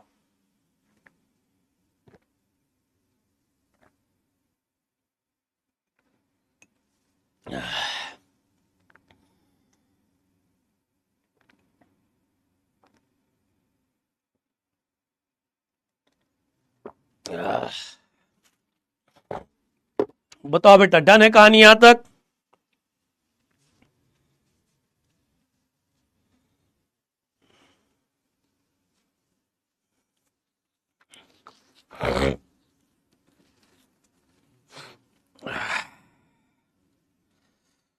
राधा राधा नाम जप ले। बहुत अच्छे, बहुत अच्छी। ये नो कौन लिख रहा है भाई? नो में क्या हो गया बेटा? क्या नहीं समझ आ रहा है?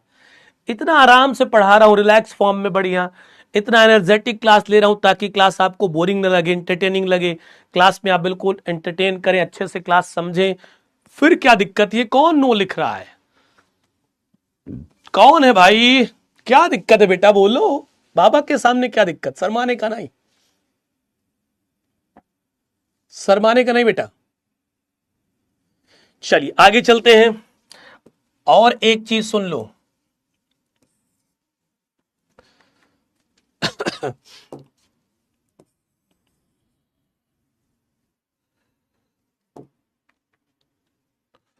आगे आ जाओ बच्चों।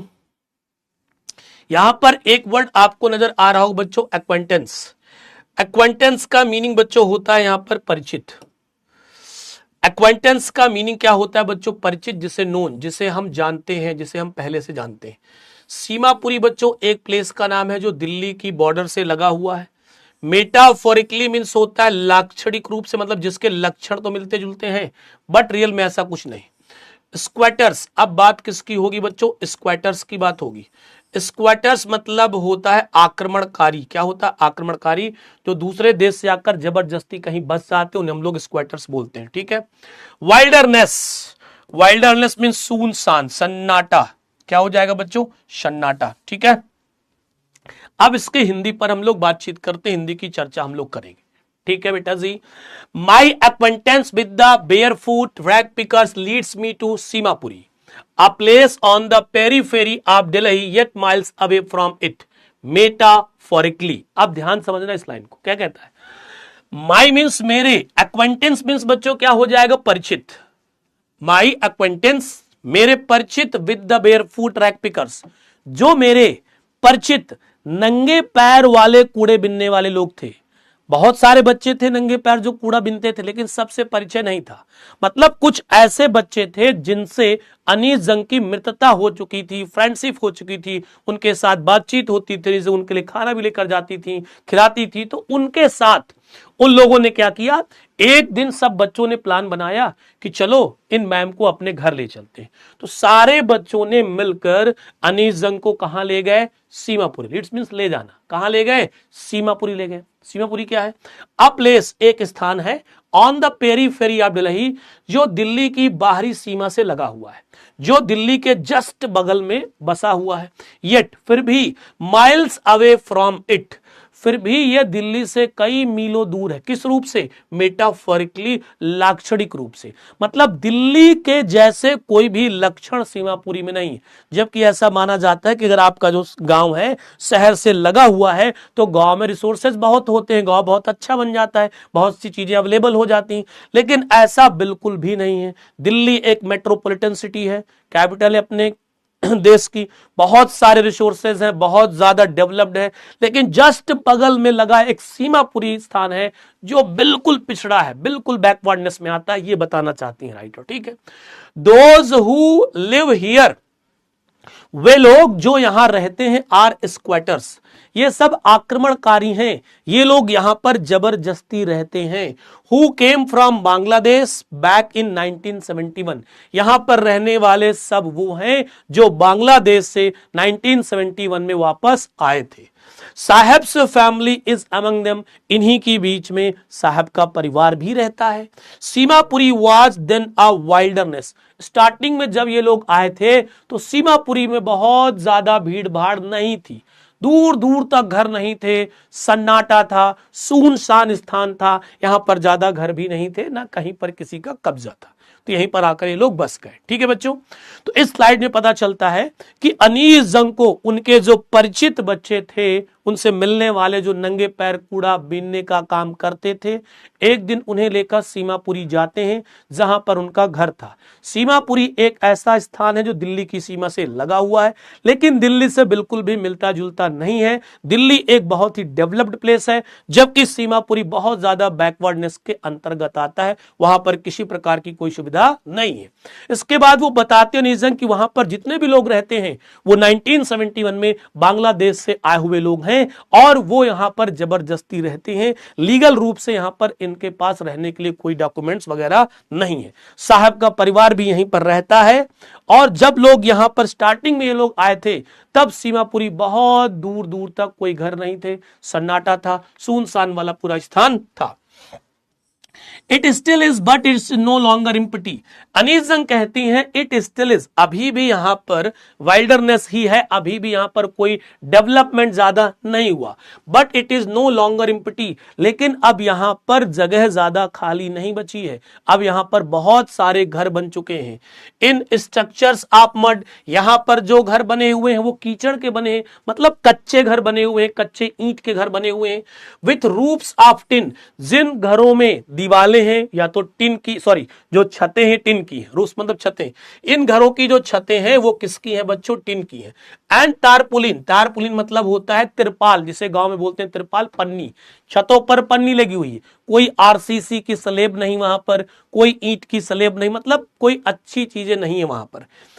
डिवाइड ऑफ सीवेज, वहां पर बच्चों सीवेज की समस्या है, वहां पर सीवेज नहीं है, सीवेज की कोई व्यवस्था नहीं है। ड्रेनेज, नाला नाली की वहां पर कोई व्यवस्था नहीं है कि पानी कहां से जाएगा। रनिंग वाटर, पीने वाले पानी की भी कोई व्यवस्था नहीं है कि पानी की टंकी वगैरह वहां पर कुछ भी नहीं है। लिव 10,000 रैक पिकर्स, ये याद रखिएगा पॉइंट, इसको मैंने हाईलाइट कर दिया है कि वहां पर कितने रैक पिकर्स रहते थे, तो आपको बता देना है कि वहां पर लगभग 10,000 रैक पिकर्स रहते थे। ये क्वेश्चन कभी कभी एग्जाम में आ जाता है, इसका सिंपल सा आंसर देना होता है और आपको 4 मार्क्स मिल जाते हैं केवल एक लाइन के आंसर में, ठीक है। They have lived here for more than 30 years without an identity, और जितने भी लोग यहां पर रह रहे थे लगभग उनको यहां रहते रहते कितने साल बीत चुके थे बच्चों, 30 साल। 30 सालों से वो यहां रह रहे थे विदाउट एन आइडेंटिटी, बिना किसी पहचान के, उनके पास कोई लीगल आइडेंटिटी नहीं थी। विदाउट परमिट्स, ना तो उनके पास यहां रहने के लिए कोई परमिट्स था, बट लेकिन विथ राशन कार्ड्स, उनके राशन कार्ड जरूर बन चुके थे। That get their names on voters list, जिसकी वजह से उन सभी लोगों के नेम वोटर लिस्ट में आ गए थे। And enable them to buy grain, जिसकी वजह से वो अनाज खरीदने में सक्षम थे, उनको कोटा से अनाज मिल जाता था, राशन पानी उनको आराम से उस कार्ड के थ्रू मिल जाता था। Food is more important for survival than an identity, ये बात हम पर भी लागू होती है, आप पर भी लागू होती है, इवन हर एक पर्सन पर बात लागू होती है। क्या बच्चों, food is more important for survival, जीवन जीने के लिए भोजन ज्यादा जरूरी है देन आइडेंटिटी, एक पहचान की, एक पहचान की अपेक्षा जीवन जीने के लिए बच्चों हमें भोजन की आवश्यकता होती है। पहचान कितनी भी बड़ी हो, लेकिन अगर आप भोजन ही नहीं मिलेगा तो पहचान आपकी किस काम की, किसी न किसी दिन आप ऊपर चले जाएंगे और आपकी पहचान भी चली जाएगी। अगर जिंदा रहेंगे तो पहचान बना लेंगे या पहचान बन जाएगी। तो बिल्कुल सही बात यहां पर बोली गई। तो इस स्लाइड से क्या पता चलता है, कंक्लूड कर देता हूं। अनीस जंग कहते हैं कि अभी यहां पर जो स्थिति है वो सेम पहले की जैसी है, यहां पर अभी भी डेवलपमेंट नहीं हुआ, पहले भी डेवलपमेंट नहीं था, लेकिन एक चीज यहां पर चेंज हो गई है। पहले ये जो वाइल्डरनेस प्लेस था, अब उस तरह का वाइल्डरनेस प्लेस नहीं बचा है। यहां पर पहले बहुत प्लेस हुआ करता था, अब यहां पर एम्प्टी प्लेस नहीं है, यहां पर खाली जगह बहुत कम बची है, क्योंकि अब यहां पर बहुत सारे आपको घर देखने को मिलेंगे, जो घर कच्चे जरूर हैं लेकिन दूर दूर तक घर बने हुए हैं।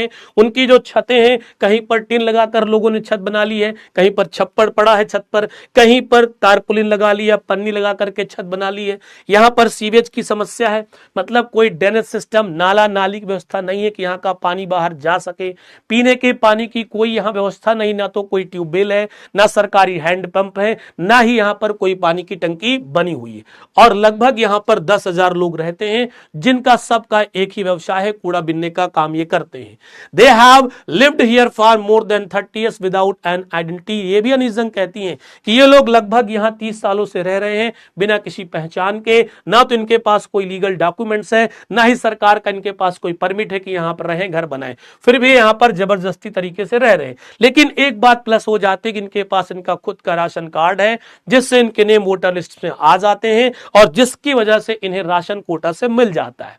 फिर यहां पर जब अनीस जंग लोगों से बातचीत करती हैं तो उनमें से एक लोग उनसे कहते हैं कि ma'am, food is more important for survival than an identity. हमारे लिए एक पहचान से ज्यादा जरूरी है कि अगर हमें जिंदा रहना है तो भोजन की व्यवस्था हो जाए। तो हमें यहाँ पर भोजन की व्यवस्था मिल जाती है, पहचान हो ना हो हमें कोई दिक्कत नहीं है, हम यही अपना जीवन यापन कर लेंगे। क्लियर है बच्चों? ठीक है, कहानी डन है यहां तक? बता दीजिए एक बार अच्छे से, एक बार अच्छे बता दीजिए। सर इंग्लिश याद होता नहीं। इंग्लिश याद ही नहीं करना है आपको, इंग्लिश आपको याद ही नहीं करनी है। इंग्लिश क्यों याद करना? इंग्लिश बिल्कुल नहीं याद करना, ठीक है। एक चीज और, एक बच्चा कह रहा है कि सर 11th में पढ़ाई नहीं की है, मजा नहीं आया है, सर्दी सब दिक्कत में है, कैसे होगा? तो एक बात सुन ले, कहानी आपको सुनाता हूं, एक चीज आपको बताता हूं। हमेशा याद रखिए बच्चों, पास्ट को कभी हमें याद नहीं करना चाहिए। ये चीज आपको सीखनी चाहिए रामायण से। किससे सीखनी चाहिए? रामायण। रामायण तो आप जानते ही हैं। रामायण में राम जी ने कभी ये नहीं कहा कि सीता जी को लक्ष्मण रेखा नहीं पार करनी चाहिए। सीता जी ने कभी ये नहीं कहा कि मुझे राम से सोने का हिरन नहीं मांगना चाहिए। ये सारी चीजें इंडिकेट करती हैं कि हमारा जो बुरा वक्त था पिछला, उसे याद कभी नहीं करना चाहिए और उसके बारे में कभी सोचना नहीं चाहिए। अगर आप ऐसा करते हैं तो आपका प्रेजेंट भी बर्बाद हो जाएगा। इन सब चीजों को सोचें, समझें और आगे बढ़ें, और कभी भी पीछे की बात को नहीं सोचें। जो हुआ उसे हो जाने दीजिए, अब आगे की तैयारी करिए, सब बेस्ट होगा, सब बेस्ट होगा। समझने के लिए रामायण की ओर जाएं। ठीक है बच्चों? तो क्लियर है? यस सर क्लियर है, दन दनादन क्लियर है, दन दनादन क्लियर है। तो इस लाइन को अपना बेटा याद कर लीजिएगा, अच्छी लाइन है ये, ठीक है, डन है, कोई दिक्कत परेशानी आपको नहीं होनी चाहिए। चलिए अब बच्चों आज की अपनी ये लास्ट स्लाइड है, आज इस स्लाइड को कंप्लीट करेंगे और इसके बाद क्लास से टाटा बाय बाय कर लेंगे। ठीक है, इसका नेक्स्ट पार्ट नेक्स्ट अपने टर्न में आएगा, फिर वहां पर इस चैप्टर को हम कंप्लीट करेंगे। ठीक है, आ जाइए। If at the end of the day we can feed our families and go to bed without an aching stomach, we would rather live here than in the fields that gave us no grain, say a group of women in tattered sarees when I asked them why they left their beautiful land of green fields and rivers। कई लंबी lines हैं तो इसका answer हम नीचे से लेंगे। सबसे पहले वर्ड की बात करता हूं, that is tattered. Tattered means बच्चों होता है फटी पुरानी। क्या होता है? फटी पुरानी कोई साड़ी। तो हुआ क्या बच्चों, यहां पर बहुत सारी महिलाएं बैठी हुई थी। यहां पर कहता है ना कि ग्रुप ऑफ विमेन, एक महिलाओं का समूह था, एक महिलाओं का समूह था। उन महिलाओं के समूह के पास अनीजंग जाती हैं और उनसे पूछती हैं एक महिला से कि आप ये बताइए कि आपने अपने हरे भरे खेतों को क्यों छोड़ दिया? आपके तो खुद के बढ़िया घर थे ढाका में, आपने उन सब चीजों को क्यों छोड़ दिया और यहां क्यों आ गए? तो वो आंसर क्या देती हैं?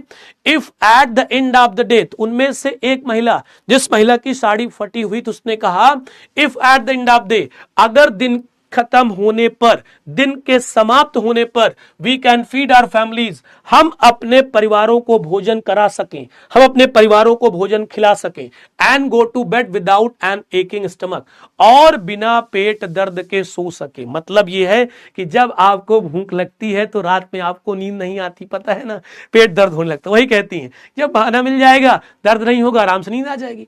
फिर कहती हैं we would rather live here, तो हम यहां रहना ज्यादा पसंद करेंगे, देन इन द फील्ड्स, उन खेतों की अपेक्षा, that gave us know grain, जो हमें भोजन ही नहीं देते, जो हमें फसल ही नहीं देते। समझ आया? क्या समझ आया?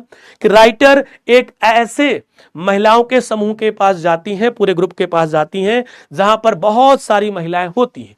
उन महिलाओं में से एक महिला से वो क्वेश्चन पूछती हैं। वो महिला फटी हुई साड़ी पहने होती है। वो उनसे पूछते हैं कि आप ये बताइए, आपने अपने घरों को क्यों छोड़ दिया? आपने अपने हरे भरे खेतों को क्यों छोड़ा और यहाँ क्यों आ गई? तो उस महिला ने आंसर किया कि मैम आप ये बताइए, अगर दिन खत्म हो रहा हो, रात में अच्छा खाना भोजन मिल जाए, पेट में दर्द ना हो, मतलब भूख की वजह से नींद न आ जाए, हमको अच्छे से बढ़िया अच्छे से खाना मिल जाए, तो हम क्यों वहां पर रहेंगे जहां पर हमारे ऐसे खेत हैं जो हमें कोई फसल ही नहीं देते? जब वो फसल नहीं देंगे तो खाना क्या खाएंगे? मर जाएंगे वहां। इससे अच्छा हम यहीं रहना पसंद करेंगे, कम से कम दिन भर में खाने की व्यवस्था तो हो जाती है। ऐसी बात बोल दी तो अनीस को लगा अरे सही बात है। अब क्या हुआ?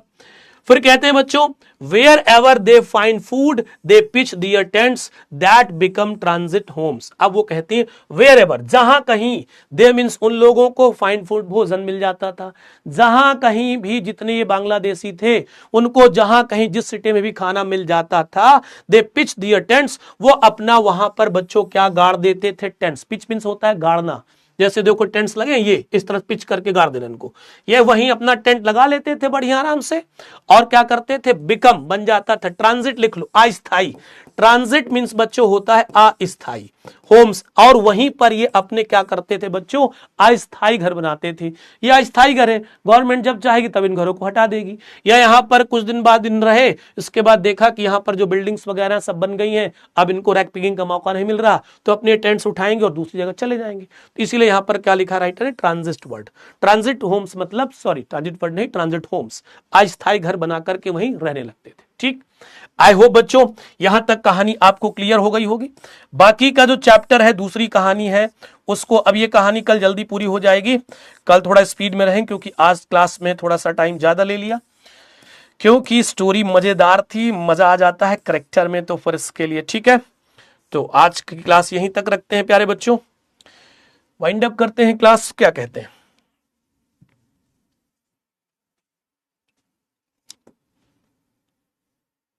कैसी लगी क्लास, कमेंट्स करके आपको बताना है, इसके बारे में आपको बिल्कुल नहीं भूलना है।